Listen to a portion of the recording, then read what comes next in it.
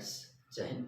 हम देख रहे हैं आपके कक्षा 10वीं, जिसमें हम आपके अध्याय नंबर 3 एक चर का द्विघात समीकरण, ठीक है, quadratic equation in one variable. तो बच्चों, इस पे हमने बहुत सारी जो क्वाड्रेटिक इक्वेशन की हल करने की हमने 2 विधियां पढ़ ली है। अब हम पढ़ने वाले हैं आपकी तीसरी जो विधि है और इम्पॉर्टेंट विधि, वह है पूर्ण वर्ग विधि, जिसको हम लोग इंग्लिश में परफेक्ट स्क्वायर मेथड के नाम से जानते हैं। तो बच्चों, अब हम अपने जो क्वाड्रेटिक इक्वेशन है, जो वर्ग समीकरण है, उसको हम पूर्ण वर्ग बनाकर उसको सॉल्व करेंगे। पूर्ण वर्ग बनाना मतलब उसको स्क्वायर के फॉर्म में लिखना, ठीक है। जैसा आप देख पा रहे हैं a प्लस बी का whole square, a minus b का स्क्वायर, ये हमारा क्या कहलाता है? पूर्ण वर्ग कहलाता है। उसको पूर्ण वर्ग क्या करना?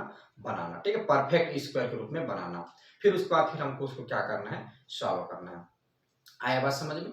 तो इसमें हम सबसे पहले जो आपका जो पूर्ण वर्ग विधि होती है, जिसको हम लोग परफेक्ट स्क्वायर मेथड बोलते हैं, उसके पहले हम उसको समझेंगे कि उसमें कौन कौन से फार्मूलाएं यूज होती है, उसके स्टेप्स क्या हैं और उसको किस तरह से हम सॉल्व करते हैं।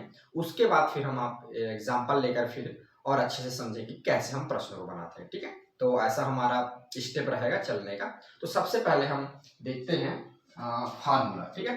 तो हमारा जो टॉपिक है द्विघात, जिसको हम लोग वर्ग समीकरण बोलते हैं, द्विघात जिसको हम लोग वर्ग बोलते हैं। तो द्विघात या वर्ग समीकरण को क्या करना? पूर्ण वर्ग बनाकर उसको हल करना है, जिसको ये जो मेथड जो होता है पूर्ण वर्ग विधि, उसको हम लोग इंग्लिश में बोलते हैं परफेक्ट स्क्वायर मेथड, ठीक है।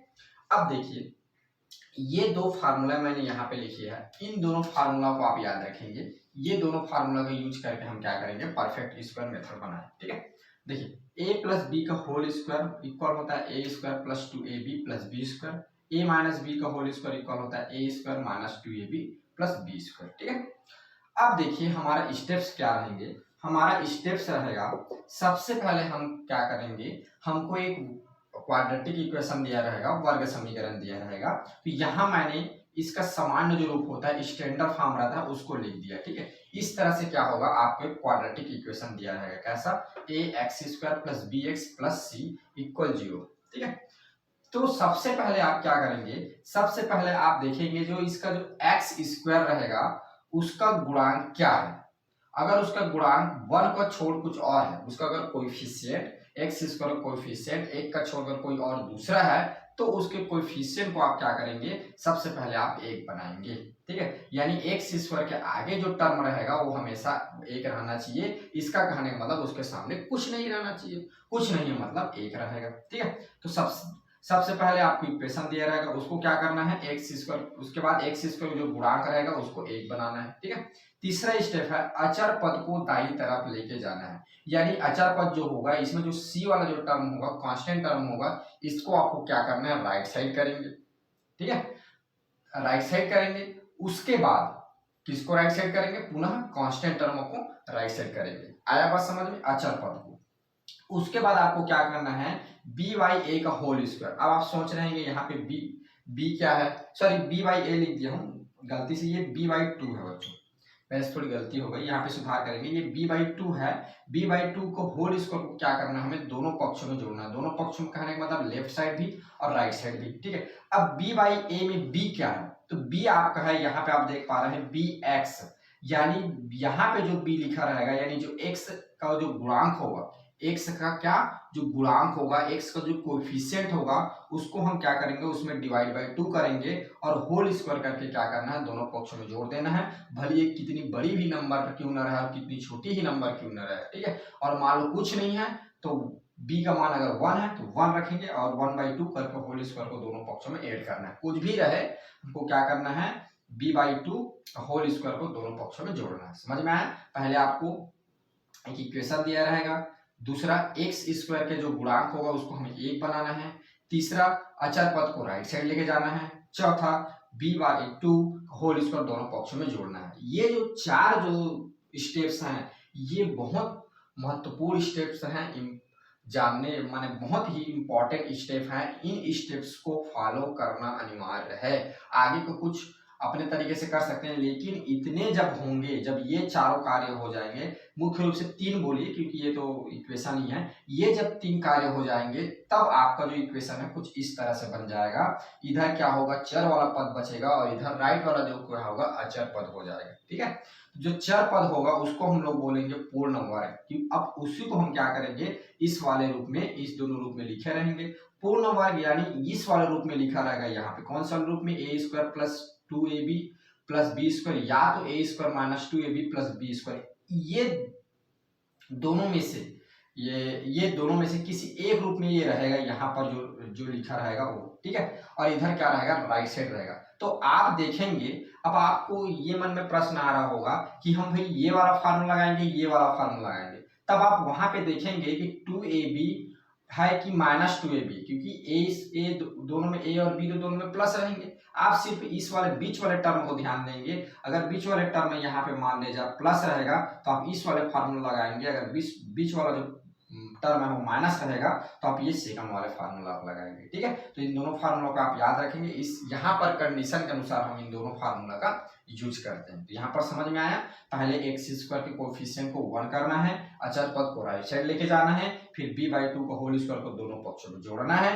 फिर तीसरा हमको देखना है कि ये वाला फार्मूला लगेगा कि नीचे वाला फार्मूला लगेगा। जब इसके बाद जब आप फार्मूला लगाएंगे तो आप पाएंगे कि ये रूप में यहाँ पे लिखा रहेगा इस वाले रूप में, तो इसको फार्मूला लगा के आप इस रूप में बनाएंगे, a प्लस बी का whole square, a minus b का होल स्क्वायर। जब यहाँ नीचे आपका a प्लस बी का होल स्क्वायर और a माइनस बी का होल स्क्वायर दोनों में से कोई एक बनेगा तो एक बन जाएगा। उसके बाद आप फिर 5वां स्टेप चलेंगे। क्या आपको क्या करना है, यहाँ पर जो स्क्वायर लगे रहेगा, ठीक है, सूत्र का उपयोग करके a प्लस बी का होल स्क्वायर इक्वल अचर a माइनस बी का होल स्क्वायर अचर के रूप में लिख बनाना है। तो ये इसके बाद क्या हो जाएगा, यहाँ ये वाला स्टेप बन जाएगा। इसके बाद आपको क्या करना है, इस स्क्वायर को क्या करना है, आपको हटाना है।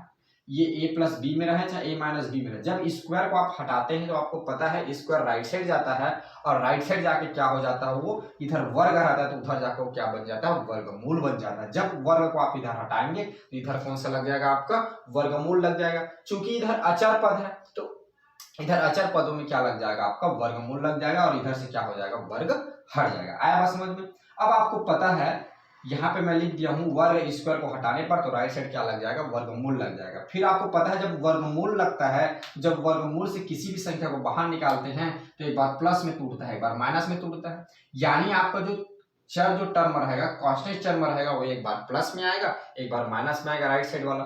तो फिर उसको क्या करना है, दो अलग अलग भागों में बांट के अलग अलग 2 बार आपको सॉल्व करना है। ठीक है, क्योंकि यहाँ पे 2 साइन मिला है, एक प्लस साइन मिला है, एक माइनस साइन मिला है। तो एक बार प्लस साइन के लिए सॉल्व करेंगे, एक माइनस साइन के लिए सॉल्व करेंगे। ठीक है, तो इसके बाद आपको क्या करना है, चिन्ह को बंटवारा करके 2 बार अलग अलग सॉल्व करना है। ठीक है, इस साइड आप मैं लिख दिया हूँ प्लस चिन्ह को लेने पर, इधर आप प्लस चिन्ह को लेंगे इसका और फिर सॉल्व करेंगे। तो यहाँ पे या तो ये आपका जो x की वैल्यू मिलेगा, यानी अचर का वैल्यू मिलेगा, सॉरी अचर बोलता हूँ, चर का वैल्यू मिलेगा।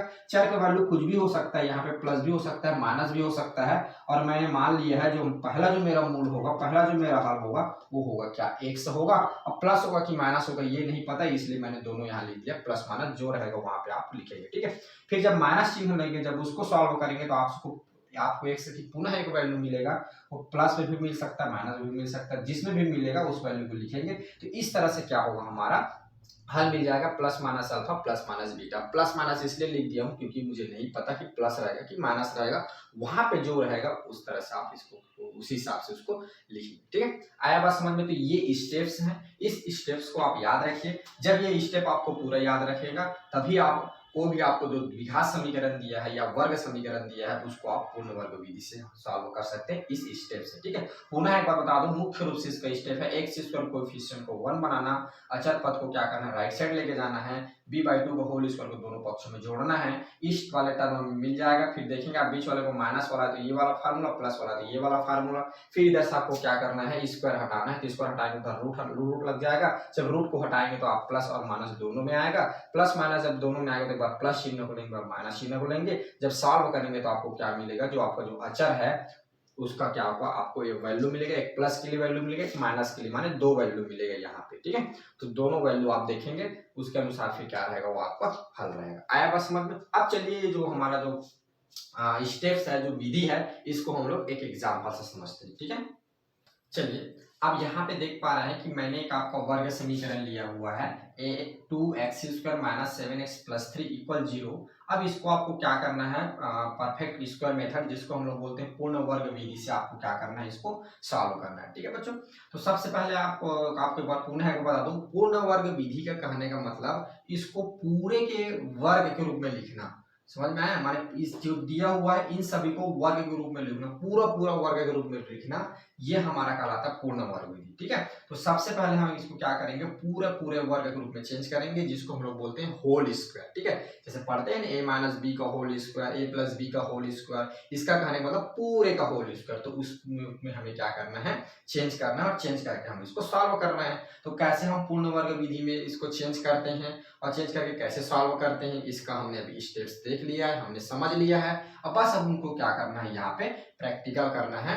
हमने जो विधि लिखा है उस विधि को इसमें यूज करना है। ठीक है बच्चों, तो चलिए देर ना करते हुए इसको समझते हैं। तो आप देख पा रहे हैं पहला स्टेप था आपको वर्ग समीकरण जो कि आपको दे दिया है 2x² माइनस 7x+3 इक्वल दिया हुआ है। ठीक है, दूसरा हमारा काम था कि हमें क्या करना है, x² के जो गुणांक होगा, x² के जो गुणांक होगा, कोएफिशिएंट होगा, उस वह हमारा यहाँ पे क्या होना चाहिए, 1 होना चाहिए। अगर 1 नहीं है तो हम उसको क्या करना है, 1 बनाना है।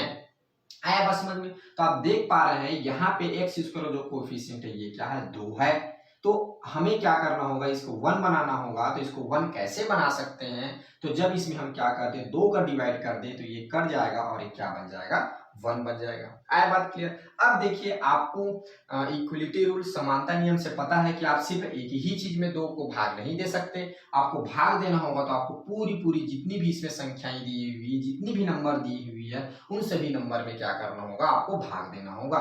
यानी दोनों पक्षों में हमें क्या करना होगा, यहाँ पे 2 का भाग देना होगा। ठीक है, तो लिख दीजिए दोनों पक्षों में 2 का भाग देने पर।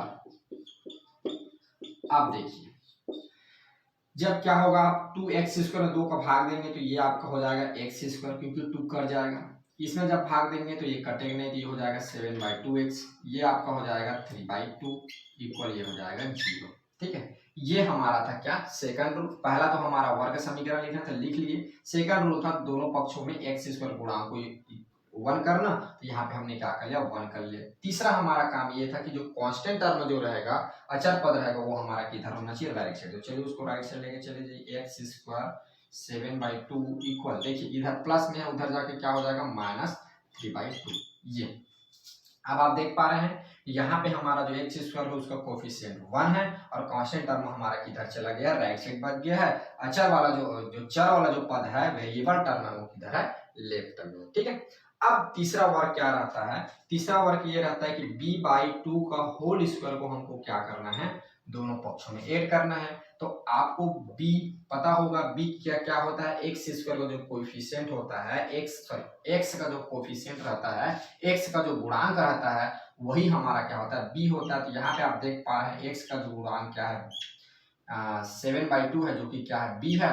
तो b की जगह आप रख देंगे 7/2 और बटा 2 पहले से दिया हुआ है, तो इसको रख देंगे, ये स्क्वायर हो जाएगा।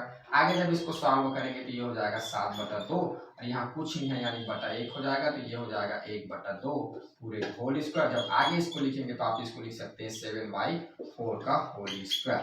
ठीक है, देख पा रहे हैं ये क्या हो गया, 7/4 का होल स्क्वायर और b/2 का होल स्क्वायर को हमको क्या करना रहता है, दोनों पक्षों में जोड़ना रहता है। तो इसको हम क्या करेंगे, दोनों पक्षों में जोड़ेंगे। ठीक है, तो यहाँ पर लिख दीजिए दोनों पक्षों में जोड़ने पर। चलिए दोनों पक्षों में जोड़ दीजिए, लेफ्ट और राइट में। तो देखिए लेफ्ट में जोड़ेंगे तो क्या हो जाएगा, ये x² माइनस 7/2x प्लस हो जाएगा 7/4 का होल स्क्वायर इक्वल इधर हो जाएगा -3/2 प्लस आपका हो जाएगा क्या क्या हो जाएगा बच्चों, 7/4 का होल स्क्वायर। ठीक, ये देख पा रहे हैं हमने क्या कर दिया, 7/4 का होल स्क्वायर को दोनों पक्षों में ऐड कर दिया।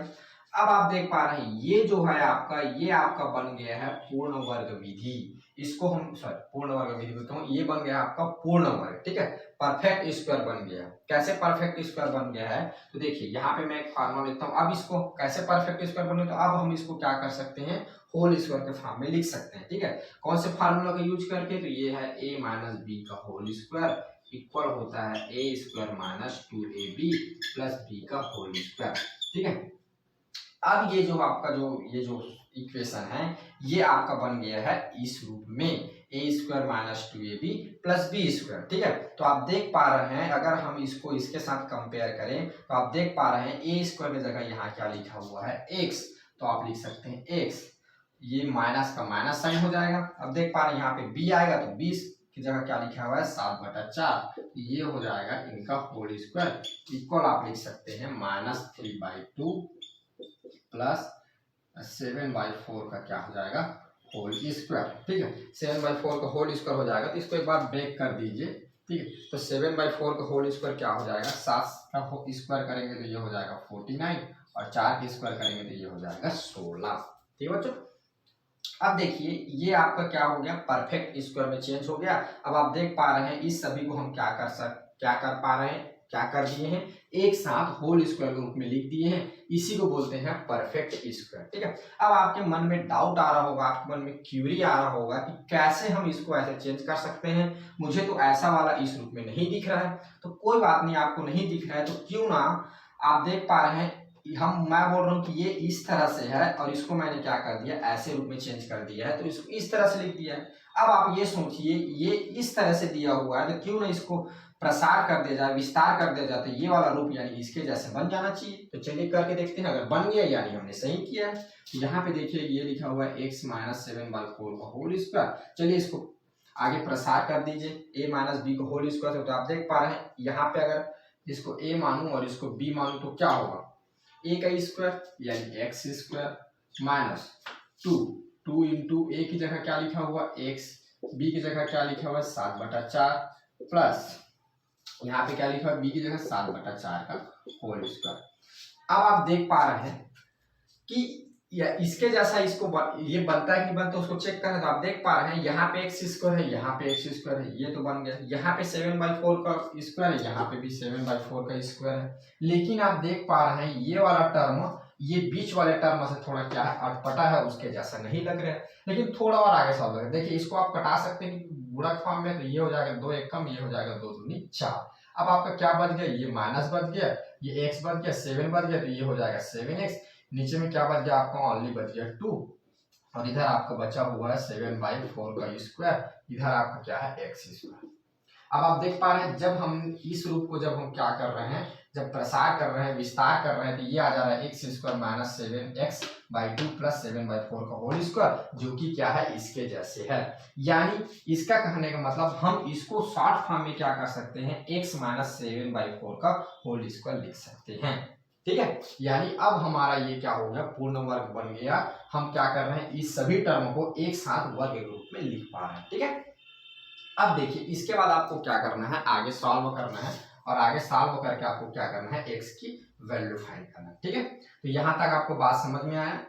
अगर बात समझ में नहीं आ रहा तो एक बार और पुनः पीछे बैक करिए और बैक करके फिर से समझने की कोशिश करिए। ठीक है, तो चलिए अगला स्टेप हमारा रहेगा इसको सॉल्व करना। ठीक है, तो ये हमारा हो जाएगा x माइनस 7/4 का होल स्क्वायर इक्वल, देखिए 2 और 16। ठीक है, 2 और 16 इन दोनों का जब आप क्या करेंगे एलसीएम निकालेंगे तो ये आपका आ जाएगा 16। आप चाहे तो एलसीएम निकाल के देख सकते हैं। अब देखिए इस 2 से जब इसको डिवाइड करेंगे तो कितने बार में जाएगा, 8 बार में जाएगा, तो ये पूरा हो जाएगा, तो माइनस कितना हो जाएगा 24। 16 को डिवाइड करेंगे तो 1 आएगा, यानी ये क्या हो जाएगा 49। ठीक है, अब इसको आप आगे सॉल्व करेंगे तो -24 में जब 49 माइनस करेंगे तो 49 में 24 तो घटेगा ही। ठीक है, तो आपको क्या कर, सॉरी 24 में 49 तो घटेगा नहीं, तो आप क्या करेंगे 49 में 24 को माइनस करेंगे। देखिए ये वाला माइनस है, ये वाला प्लस है, तो स्वाभाविक सी बात दोनों माइनस होगा।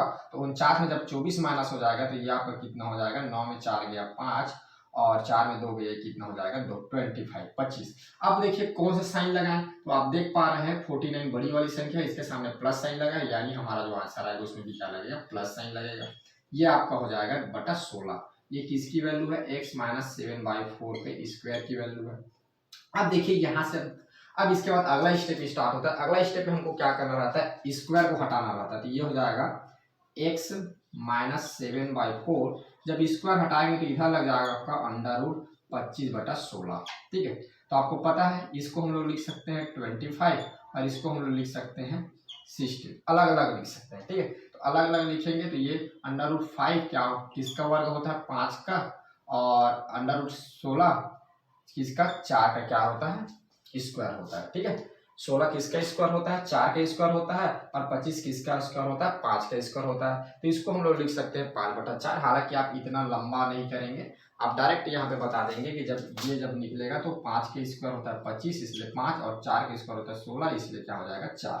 यानी यहाँ पे x - 7/4 इक्वल आपका आ गया 5/4 प्लस और माइनस दोनों में, क्योंकि आप लोग को पता है जो हमारा रूट होता है प्लस और माइनस दोनों रूप में होता है। आया बात समझ में? तो आपको जब भी आप यहाँ वर्ग लगेगा तब आप यहाँ पे क्या करेंगे प्लस और माइनस इन दोनों को रखना है, आप इसको याद से रखेंगे। यानी यहाँ पे हमारा क्या मिल गया इक्वेशन ये मिल गया। अब आप देख पा रहे हैं यहाँ पे प्लस साइन भी आ गया, माइनस साइन आ गया, दो साइन हमको मिल गया है। तो दोनों साइन को दोनों चिन्हों को अलग अलग एक बार सॉल्व करेंगे। ठीक है, सबसे पहले इधर प्लस चिन्ह लेने पर ऐसा आप लिख देंगे ना, आप बताएंगे कौन सा साइन को पहले ले रहे हैं। इधर अगर आप माइनस चिन्ह वाले को ले रहे हो तो यहाँ पे लिखेंगे माइनस चिन्ह लेने पर। ठीक है, ये आपको बताना अनिवार्य है। ठीक है, तो चलिए प्लस चिन्ह वाला लीजिए तो x - 7/4 ये इक्वल रहेगा। यहाँ पे प्लस वाले को लेना है तो प्लस वाले को लिखने की आवश्यकता नहीं, डायरेक्ट 5/4 लिख सकता हूँ। इधर देखिए x - 7/4 इधर माइनस है तो माइनस को लिखना पड़ेगा, तो ये हो जाएगा 5/4। ठीक है, अब हमको क्या करना है x की वैल्यू फाइंड करना है। तो x की वैल्यू फाइंड करना है तो यहाँ से x इक्वल ये हो जाएगा 5/4। इधर आप देख पा रहे हैं माइनस में उधर जाके प्लस हो जाएगा 7/4। ठीक है, आप देख पा रहे हैं दोनों का एलसीएम सेम है यानी सीधा है। आपको पता है भिन्न में फ्रैक्शन में कभी भी अगर एलसीएम सेम सॉरी बेटा एलसीएम बोल देता हूँ हर, एक बात याद रखना हर, अगर हर सेम है किसी भी भिन्न का, अगर किसी भी भिन्न का हर सेम है तो आप अंश को जोड़ दीजिए और नीचे एक बार लिख दीजिए हर को। तो अंश को जोड़िए तो 5 में 7 जुड़ेगा तो ये आपका कितना हो जाएगा 12, और हर को एक बार लिख दीजिए तो कितना है हर में 4 है। ठीक है, तो ये हो जाएगा आपका 12/4 जब जुड़ेगा तो। ठीक है, आप देखिए कर भी सकता है ये, तो ये हो जाएगा 4 एकम, ये हो जाएगा 4 तिया, यानी डायरेक्ट आप लिख सकते हैं x की वैल्यू कितना आ गया 3 आ गया। ठीक है, कब जब हमने क्या किया प्लस वाले साइन को लिया तब। अब माइनस वाले साइन को लेते हैं तो माइनस वाले साइन को लेंगे तो ये हो जाएगा x इक्वल -5/4, ये इधर से उधर जाएगा तो ये हो जाएगा +7/4। अब आप देख पा रहे हैं यहाँ पे भी इसका जो हर है वो क्या है सेम है, तो आप क्या कर देते हैं हमेशा आप एक बार हर को लिख दीजिए और ऊपर अगर प्लस में है तो प्लस करिए, माइनस में माइनस करिए। तो यहाँ पे आप देख पा रहे हैं -5 प्लस का क्या है 7 है, तो आपको पता है -5 + 7, तो -5 + 7 है, अगर एक माइनस एक प्लस है तो क्या हो जाता है हमारा आंसर हमेशा क्या होता है सब्ट्रैक्ट होता है। तो 7 में 5 सब्ट्रैक्ट होगा, 7 में 5 घटेगा तो कितना आ जाएगा 2 आ जाएगा। चूंकि यहाँ पे +7 बड़ा है इसलिए प्लस में आंसर आएगा /4, यानी x इक्वल आप डायरेक्ट इसको कटाएंगे तो 2 × 1 = 2 2 = यानी x इक्वल या आपका आगे कितना 1/2 आएगा। आया बात समझ में? यानी यहाँ से आपकी x की वैल्यू मिल जाएगी, अतः आप बोल सकते हैं हमारा जो x की वैल्यू मिल जाएगी, पहला वैल्यू होगा 3 और दूसरा वैल्यू होगा 1/2। ठीक है, तो इस तरह से क्या होगा हम जो दिए गए जो प्रश्न है उसको हम क्या कर सकते हैं पूर्ण वर्ग विधि से सॉल्व कर सकते हैं। आप देख पा रहे हैं यहाँ हमने सॉल्व कर लिया। ठीक है, पूर्ण एक बार फटाफट बता दे रहा हूँ। ये आपका वर्ग समीकरण दिया है, फिर हमने x² के कोफिशिएंट को 1 बनाया, तो इसके लिए हम दोनों पक्षों में 2 का भाग दिया। फिर उसके बाद हमने कांस्टेंट टर्म को अचर पद को राइट साइड लेके गया। फिर हमारे b/2 का होल स्क्वायर क्या किया मैंने दोनों पक्षों में जोड़ा। दोनों पक्षों में जोड़ने के बाद आप देख पा रहे हैं ये परफेक्ट स्क्वायर में बन जाएगा। अगर बीच में माइनस साइन है तो ये माइनस वाला फार्मूला बनेगा, अगर बीच में प्लस वाला साइन है तो ये प्लस वाला फार्मूला बनेगा।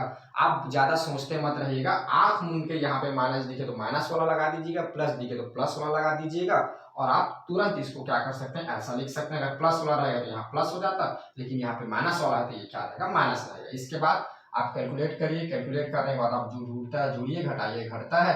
उसके बाद इधर स्क्वायर को हटाना है, इधर क्या लग जाएगा अंडर लग जाएगा, स्क्वायर हटेगा तो ठीक है अंडर लगेगा। फिर उसके बाद अंडर को जो संख्या दी हुई है, क्योंकि देखिए यहाँ पर याद रखेंगे यहाँ पे अंडर जब इधर लगा रहे हैं तो सिर्फ 25 में ही नहीं लगेगा ना, इसका कहने का मतलब ये दोनों में लगेगा, 25 में भी और 16 में भी, 25 में भी और 16 में भी। तो इसलिए मैं एक साथ लगाया हूँ, तो ये कितना हो जाएगा 5/4। और जब वर्गमूल से जब कोई भी संख्या निकलता है प्लस माइनस दोनों में आता है, क्योंकि वर्गमूल प्लस और माइनस दोनों होता है। तो एक बार प्लस को लेंगे, एक बार माइनस को लेंगे, दोनों को लेकर सॉल्व करेंगे तो हमारा आंसर क्या मिलेगा, x इक्वल 3 1/2 मिलेगा। कौन से, इस इक्वेशन के लिए। आया बात समझ में। तो इस तरह से हम प्रश्न को क्या करते हैं, पूर्ण वर्ग विधि परफेक्ट स्क्वायर मेथड से सॉल्व करते हैं। आया बात समझ में। देखिए इसी में थोड़ा सा हम आपके जो एक आईएमपी क्वेश्चन है उसको देख लेते हैं, आपकी बुक में जो एक इम्पॉर्टेंट क्वेश्चन है। ठीक है बच्चों, तो सबसे पहले देखिए ये आपको दिया हुआ है, आपको सॉल्व करना है। सॉल्व करने का मतलब हल करना है, हल करना है यानी इसकी क्या करना है, आपको वैल्यू फाइंड करना है, इसमें आंसर निकालना है। ठीक है, तो देखिए यहाँ पे दिया हुआ √6 प्लस √6 प्लस √6 प्लस प्लस ये आगे बढ़ते जा रहा है, माने और √6 इस पे लगते जा रहा है। ठीक है, तो इसका हल क्या होगा, देखिए तो इस तरह से प्रश्न को कैसे हम सॉल्व करते हैं। तो सबसे पहले आप क्या करेंगे, मानेंगे इसको आप x की इक्वल मान लेंगे। देखिए तो x इक्वल मानेंगे तो ये हो जाएगा 6 प्लस √6 प्लस √6 और ये प्लस ये आगे इसी तरह क्या हो जाएगा, आगे बढ़ते जाएगा। आया बस समझ में। उसके बाद आपको क्या करना है, पुनः एक बार मानना है। ठीक है, क्या मानना है, x इक्वल इधर अंडर रूट क्या करेंगे, ये 6 यहाँ पे रहने देंगे और बाकी जो इधर के जितने भी टर्म है उन सभी टर्मों को आप क्या लिख देंगे, x लिख देंगे। क्यों x लिखेंगे, क्योंकि आप देख पा रहे हैं यहाँ पर आपने क्या किया, इसको क्या किया है, x के इक्वल माना है, यानी √6 प्लस √6 प्लस √6 आगे को हम क्या करेंगे, x मानेंगे, क्योंकि ये बहुत सारा है, आपने बहुत सारे √6 को जब एक साथ लेगा तो उसको आपने x माना है। तो यहाँ पे क्या करेंगे, इधर जो जितने भी टर्म हो गए हैं इन सभी को आप क्या कर देंगे, x लिख देंगे। ठीक है, अब ऐसा आपको लिखना पड़ेगा तभी ये क्या होगा, आगे सॉल्व हो पाएगा। आया बात समझ में। तो चलिए अब यहाँ पे देखिए अंडर रूट लगा हुआ है, अंडर रूट को हटाना है तो आपको पता है दोनों साइड हमको क्या करना रहता है, स्क्वायर करना रहता है। क्यों, क्योंकि यहाँ पर एक बात आपको बता रहा हूँ, जैसे ये देखिए √2 लिखा हुआ है कहीं पर। ठीक है, अब इसमें से हमें अंडर रूट को हटाना है तो इसमें मैं बोला स्क्वायर लगाइए, तो क्या होता है देखिए, √2 का मतलब होता है 1/2, यानी √2 का मतलब होता है 1/2 और इसका जब आप स्क्वायर करेंगे तो ये हो जाएगा 2 1/2 और आप लोगों को पता है इसका जब यहाँ पे बाहर में और पावर लगा है, दोनों पावर आपस में क्या होता है, मल्टीप्लाई होते हैं, तो यहाँ पे ये कट जाएगा और ये हो जाएगा 2 की पावर 1, जिसको हम डायरेक्ट लिख सकते हैं 2। ठीक है, इसीलिए हम क्या करते हैं, कभी भी वो अंडर रूट जब लगाना रहता है तो हम क्या, सॉरी अंडर रूट को कभी भी हटाना रहता है, रूट को कभी भी हटाना रहता है तो हम क्या करते हैं, स्क्वायर लगाते हैं। कारण क्यों, क्योंकि ये जो रूट जो होता है इसको हम 1/2 के रूप में लिखते हैं और इसकी पावर और 2 लगा दिए, यानी दोनों आपस में मल्टीप्लाई होते हैं, तो ये 2 कट जाते हैं और बाकी क्या सिंपल 1 बच जाता है, यानी 2 की पावर 1 हो जाता है, तो क्या डायरेक्ट हो जाता है 2 हो जाता है और उसमें से अंडर रूट हट जाता है। आया बात समझ। चलिए तो यहाँ पे दोनों पक्षों में वर्ग करेंगे आप, दोनों पक्षों में वर्ग करने पर। ठीक है, तो देखिए इधर वर्ग करेंगे तो ये हो जाएगा x², अब इधर वर्ग करेंगे, देखिए एक बार लिख देता हूँ, इधर वर्ग करेंगे तो 6 + x तो क्या हो जाएगा, स्क्वायर हो जाएगा, तो ये आगे x² इक्वल ये हो जाएगा 6 + x। क्लियर बात। अब इसको आप क्या करिए, इसको इधर ले या तो इसको इधर ले, तो इसको इधर लाना बड़ा आसान है, x² ये हो जाएगा -x और ये हो जाएगा -6 इक्वल क्या हो जाएगा 0। अब आप देख पा रहे हैं यहाँ पे जो x² -x -6 इक्वल 0 आ रहा है, ये आपका क्या बन गया, वर्ग समीकरण बन गया, क्वाड्रेटिक इक्वेशन बन गया। अब आप लोग क्वाड्रेटिक इक्वेशन को हल करने की बहुत सारी विधि जानते हैं। अभी आपने पूर्ण वर्ग विधि देखा, इसके पहले आपने फैक्टराइजेशन मेथड देखा। ठीक है, तो इसको कोई भी एक विधि सॉल्व कर लीजिए, पूर्ण वर्ग से भी कर सकते हैं, फैक्टराइजेशन से भी कर सकते हैं। मैं यहाँ पे जल्दबाजी में आपको माने जल्दी सॉल्व करने के लिए मैं आपको फैक्टराइजेशन मेथड से बता रहा हूँ, आप इसको पूर्ण वर्ग विधि से आप इसको सॉल्व करिएगा। जब पूर्ण वर्ग विधि सॉल्व करेंगे, देखिए यहाँ पे x² कोएफिशिएंट 1 तो है, तो आपको 1 बनाने की जरूरत नहीं, डायरेक्ट आप कांस्टेंट टर्म को राइट साइड लेके जाइएगा, b/2 को होल स्क्वायर करिएगा, फिर उसके बाद फिर आप पूर्ण वर्ग बना लीजिएगा, उसके बाद आपका क्या मिल जाएगा, आंसर मिल जाएगा प्लस माइनस। ठीक है, यहाँ पे मैं कौन सी विधि से बना रहा हूँ, फैक्टराइजेशन मेथड से बना रहा हूँ, गुणनखंड विधि से बना रहा हूँ। ठीक है, गुणनखंड करके इसको मैं सॉल्व करूंगा। देखिए गुणनखंड करने के लिए क्या रहता है, सबसे पहले हमें क्या करना रहता है, x² का जो कोएफिशिएंट रहेगा और जो कांस्टेंट टर्म रहेगा उसका हम मल्टीप्लाई करते हैं। तो यहाँ पे देख पा रहे हैं कोएफिशिएंट x² का गुणांक क्या है, 1 है और कांस्टेंट टर्म 6 है, तो ये आ गया 6। अब 6 को ऐसा ब्रेक करो कि प्लस माइनस करने पे क्या आ जाए, ये मिडिल टर्म आ जाए। तो आप देख पा रहे हैं जब मैं क्या करूं, यहाँ पे देखिए जब 2 में मैं -3 करूँ तो कितना आ जाएगा मेरा -1 आ जाएगा, और इन दोनों को जब मल्टीप्लाई करूंगा 2 और 3 का तो कितना आ जाएगा 6 आ जाएगा। यानी इसको मैं क्या ब्रेक कर सकता हूँ, एक्स स्क्वायर 2 प्लस का 2x माइनस क्या लिख सकता हूँ 3x माइनस 6 इक्वल क्या हो जाएगा 0। ठीक है, ऐसा मैं इसको तोड़ सकता हूँ। अब इसका एक एक पेयर बना लीजिए तो ये हो जाएगा, इसमें से x बाहर निकलेगा तो ये हो जाएगा x प्लस 2, और इधर से क्या होगा -3 बाहर निकलेगा तो ये हो जाएगा x प्लस का 2। ठीक है, क्योंकि -3 बाहर निकला तो ये -3 निकला तो प्लस x बच जाएगा, यहाँ से माइनस बाहर निकला तो ये माइनस, और 6 में से 3 बाहर निकला तो क्या बच जाएगा 2 इक्वल आ गया 0। इस वाले टर्म और इस वाले टर्म में आप देख पा रहे हैं x माइनस 2 दोनों में है, तो इसको कॉमन लीजिए तो आपको ये बच जाएगा x माइनस 3 इक्वल 0। अब आपको पता है यहाँ से x प्लस 2 को एक बार 0 की इक्वल करेंगे, x माइनस 3 को एक बार 0 की इक्वल करेंगे, तो यहाँ पे आप देख पा रहे हैं x प्लस का 2 उधर जाएगा तो क्या हो जाएगा माइनस का 2।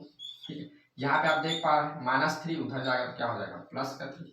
तो यहाँ पे आपको x की 2 वैल्यू मिल जाएगी, कौन कौन सी, x की एक वैल्यू होगा माइनस का 2 और एक वैल्यू होगा प्लस का 3। ठीक है, तो इस तरह जो प्रश्न रहते हैं बहुत सारे जिसमें क्या लगा रहता है रूट लगा रहता है, उस वाले प्रश्न को हम सबसे पहले क्या करेंगे, मान लेंगे, मान के दोनों पक्ष में वर्ग करेंगे, वर्ग करके आपको जो विधि अच्छा लगता है एक आपको वर्ग समीकरण मिल जाएगा इसके जैसे। ठीक है, क्वाड्रेटिक इक्वेशन मिल जाएगा, फिर उसको आप सॉल्व कर लीजिए, मेथड से आपको क्या मिल जाएगा आंसर मिल जाएगा। आया बस में, तो इस तरह से हम क्या करेंगे इस प्रश्न को सॉल्व करेंगे। ठीक है।